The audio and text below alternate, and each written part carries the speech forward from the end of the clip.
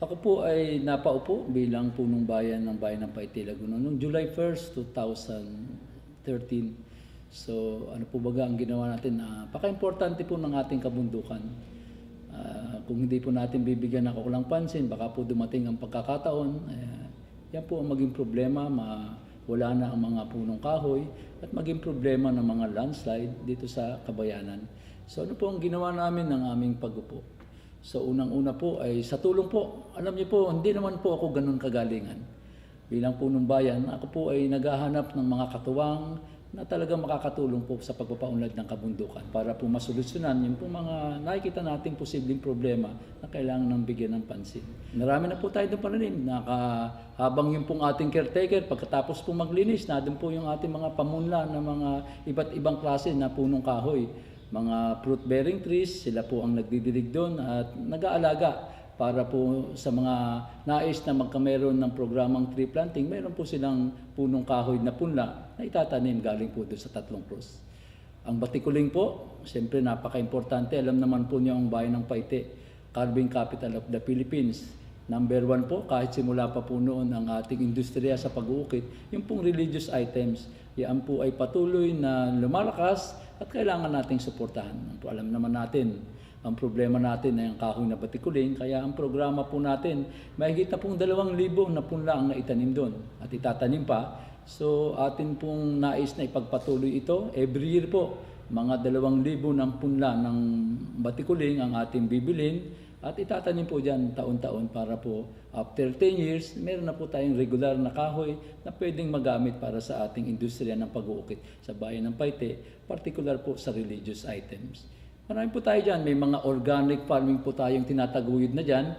Siyempre, pangunguna po ng ating Municipal Agriculturist Office, pangunguna po ni Mau Tony de la Rosa, meron na po sinasagawa dong organic farming sa Sitio Palayanin.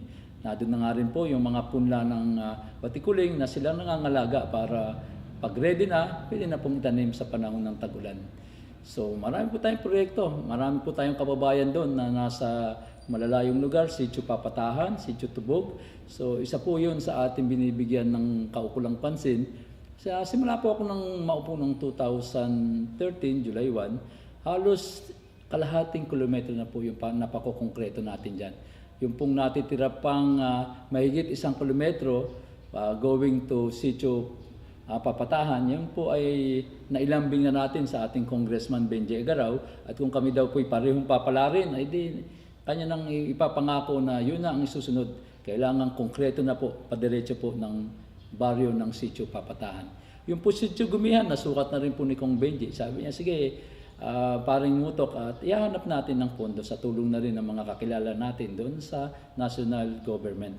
So marami pa po tayong nakasaklang dyan. Yung pong health, kailangan po natin bigyan din ng kakulang pansin, ng kalusugan ng mga kababayan natin na nananirahan doon. Kaya nga plano po natin nga yung ating lumang ambulansya maging service papunta doon everyday.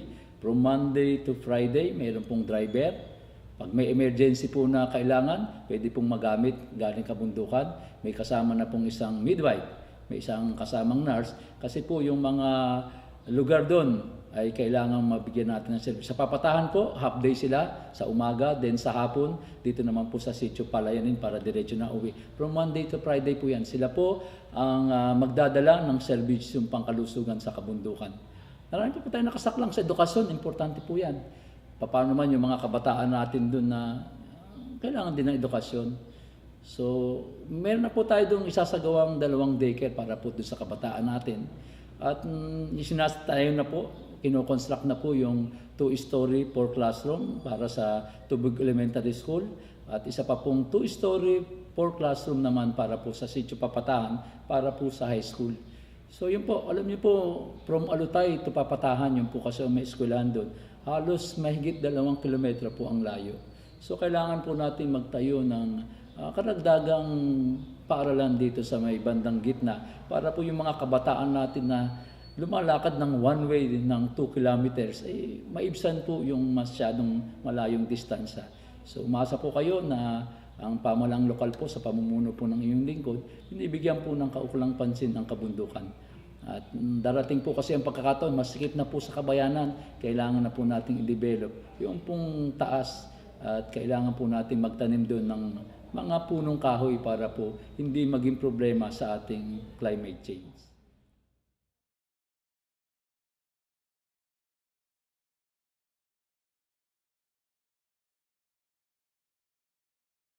Sa atin naman pong Kalawaan, alam mo niyo naman sa ako itong ating bayan, tatlong parte, kabundukan, kabayanan at Kalawaan, kasama po yung palayan. Sa ating pong side ng Kalawaan, yun po yung mababang lugar kung saan po ang tubig na nagmumula dito sa kabundukan, dumadaan sa kabayanan, doon po ang punta sa lawa ng Laguna. So napaka-importante po na mabigyan ito ng pansin. Dito po, marami din po naman porsyento, malaking porsyento rin kahit papano, ang mga kababayan natin na umaasa po sa ating lawa ng Laguna. Ang ating pong mga mangingisda, na dyan po, kaya po tayo po ay sumusuporta sa kanila. Ito lang pong nakaraang buwan, tumanggap po sila ng dalawang motorized bangka galing sa Bipar. At nito lang mga 3 weeks ago, ay tumanggap po ang ating mga samahang mangingisda ng 5 motorized bangka. Ito po ay galing sa pondo ng BUB, bottom-up budgeting, at tumanggap din po sila ng 25 fish cages. So napakaganda po na masuportahan natin sila, ang mga kababayan nating umaasa sa yaman ng ating lawa ng Laguna. Siyempre nadyan din po yung ating mga magbubukid dahil sila po ay nasa libis din po ng ating kabayanan going to Lawa. So ang tulong po natin na isinasagawa sa ating mga magbubukid, katulad po nung pag-upo natin nga noong July 1st, 2013, ay tayo po ay nagkaloob po ng pagong para po magamit ng samahan doon. At alam niyo naman, napaka-importante po ng mga kagamitan para po mapabilis ang kanilang pagsasaka sa kanila. So meron pa rin po tayo na paggagamit sa kanila. Nag-acquire po ang munisipyo ng rice thresher para po sa darating na anihan, meron pong magamit.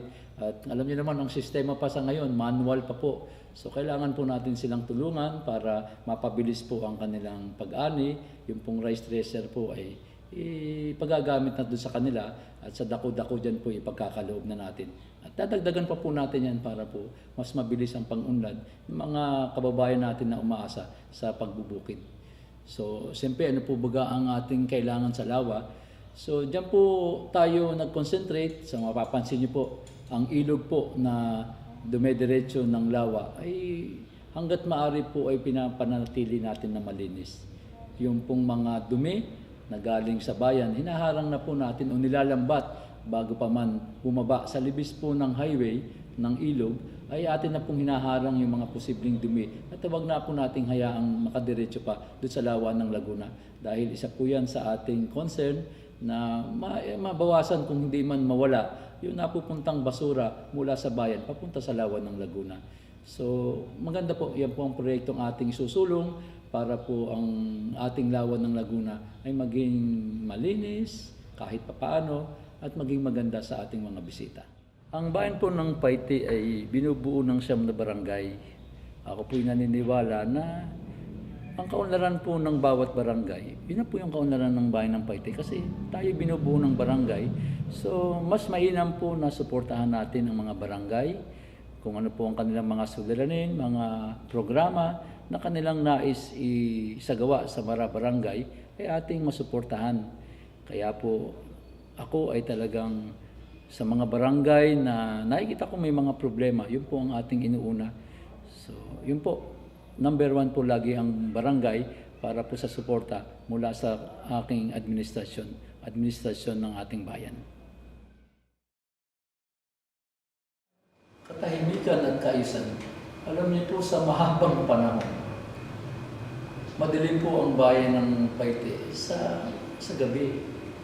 Swerte nga po ang bayan ng Kalayaan, talagang nakakaingit. Maliwanag, kaya malalaman po natin na tayo nasa Paiti na. Pagdaan natin ng Kalayaan at madilim na, nasa Paiti na tayo. So, nung pag-upo po ng inyong lingkod noong 2013, ay agad po nating pinasimulan ang pagpapailaw ng ating pangunahing lansangan. At mapapansin niyo na po ngayon ang liwanag ng ating bayan, mga kalsada, pati highway, national road, boundary to boundary, kumpara po ng mga nagdaang panahon, mas maliwanag po ngayon. Ito po ay nagsisilbing balakid sa mga may masamang balak na elemento para po gumawa ng kalokohan sa mga mamamayan ng bayan ng Paite. So ngayon po, dati-rati po, pag naglakad ka sa kalsada, partikular po sa National Road, doon sa labas ng bayan, napakadilim. Ngayon po, napakaliwanag na. Hindi na po nakakatakot, mamasyal, maglakad sa ating kalsada. Ito po ang nagbibigay protection sa ating mamamayan, ang liwanag sa gabi. So ito po ang ating pangunahing ginawa. So matapos po nating pailawan, dire-diretso po yan. Pag natapos na po natin mapaliwanag ang mga pangunahing lansangan, yun naman pong mga sulok-sulok na lugar sa Bara-Barangay, bibigyan na rin po natin ng liwanag. Alam niyo po, ang bayan ng Paite ay taon-taon po ay nakakaranas ng kalamidad. Naalala ko tuloy ng Undoy, talaga pong napakahirap ng sitwasyon. Ako po ay naawa ng panahon kami ni na Vice at saka ni na Konsehal Hermie, itong mga nakaraang kalamidad. Talaga pong naawa po kami doon sa mga kababayan natin na ini-evacuate po natin galing po dito sa highway, yung mga danger zone sa kabaan po ng highway, libis po ng kalapit po ng lawa, saka po dito sa paanan ng bundok. So talaga pong nagsisiksikan sila doon sa Upper Palengke na noon ay ginawang evacuation area, pati po ang mga simbahan, ang dalawa nating simbahan, nagiging temporary na evacuation center. Kaya po, nitong pagkaupo namin, ay gumawa po kami ng paraan, naghanap, na magkameron ng sariling evacuation center po ang bayan ng Paite. Maraming salamat nga po kay Congressman Benji Agaraw, dahil pag-upo ko po, sinabihan niya ako, paring Muto, meron tayong 6 million na pondo para sa isang covered court. Baka gusto mo, maghanap ka ng lupa. So, bagamat naghanap po tayo, hindi po agad tayo makakita. Dahil alam niyo na po, ng lupa sa bayan ng Paite, medyo may kamahalan. Pasalamat nga po kay Dinoong Boynancia. At yung pong lupa niya dito sa may Bukol, Sitio Bukol, dito po sa may J. Rizal sa Kinali, ay napag-transact po natin ng magandang presyo. Sa pamamagitan po ng mga kaibigan natin, nakumbinsi po natin si Ginong Boynancia na ibenta sa bayan ng Paite, sa munisipyo pala, sa local government ng Paite, ikaw niyang pag-aari, 1,500 square meters po yun. Kakahalaga po ng higit kumulang na 3.4 million. Yun po ay nabili sa pamamagitan ng pondo ng munisipyo, sariling pondo, sa pakisino po natin, ay nakasave po tayo ng kaukulang pondo para po mabili ng cash yung pong nasabing properties. Kaya po ngayon, tatayo na po yung covered court, magsisilbing evacuation center po ng ating mga kababayan sa panahon ng kalamidad. So ano po ang ating ginawa? Dahil kailangan po natin ng mga building o lugar para po dito sa ating kapulisan at saka doon sa ating fire station, maging sa dream office. Alam niyo po, ang ating himpilan ng pulis, matagal na pong nakasaklang sa ilog. So alam naman natin bawal isaklang sa ilog ang mga infrastruktura. Kaya po tayo naghanap ng lugar para paglilipatan po ng nasabing himpilan. At mapalad po tayo through expropriation proceedings po. Meron na po tayong writ of possession po ng PLDT property. Ito po ay 1,900 square meters at kasalukuyan na po nasa korte para alamin po ang kaukulang presyo para bayaran ng munisipyo. Meron na po tayong na-deposit ng 15% na halaga, almost 300,000. So meron na rin po tayong pondong nakatabi dyan, nakasubi, para kung sakaling pumayag po o magbigay ng kaukulang presyo ang korte, mababayaran na po natin on the spot po ang PLDT. So dyan po ang magiging permanenteng himpilan ng ating himpilan ng pulis, pati po ang fire station na naka-informal settler po doon sa side po ng highway, doon na rin po lilipat, pati po ang dream office. So maganda pong may sariling pwes na sila para po mabilis po ang kanilang pagresponde, doon na rin po natin ililigay. Ipapark yung pong nasadya nating mga kagamitan, 3 mini dump truck, pwede pong rescue vehicle. Meron po tayong rescue vehicle na pick-up dyan. Meron po tayong yung pong ating bako na nasadya rin po sa pondo ng munisipyo. Doon po rin natin ilalagak yan para po sa pagkakataon na may kalamidad, nadyan lang po at ready na para magamit, para tulungan po yung ating mga kababayan sa panahon ng sakuna. Alam mo naman ang climate change, napakahirap po. Anytime pwede may maganap, so kailangan po natin maging handa. Kaya pinipilit po natin gawa ng paraan na yung pong ating local disaster risk reduction management po ay may sagwa na kagad. May lagay ng tamang lugar para po mabilis ang pagkilos. Ang unang Paitaka Festival po ay naisagawa noong September ng 2013. Halos 3 months lang po, halos pagkakaupo po as mayor. So, sa mahaba nitong panahon ay wala pong festival sa bayan ng Paite para po itaguyod ang industriya ng taka at ng upit. So kami po naniniwala na ang pagpapanumbalik ng saya ay pagpapasigla ng ating kababayan. Dahil po sa kasayaan ito, sumisigla po ang ating mga kababayan at sila po ay masaya na nagtatrabaho para po ang ating mga taka at upit ay may promote ng gusto.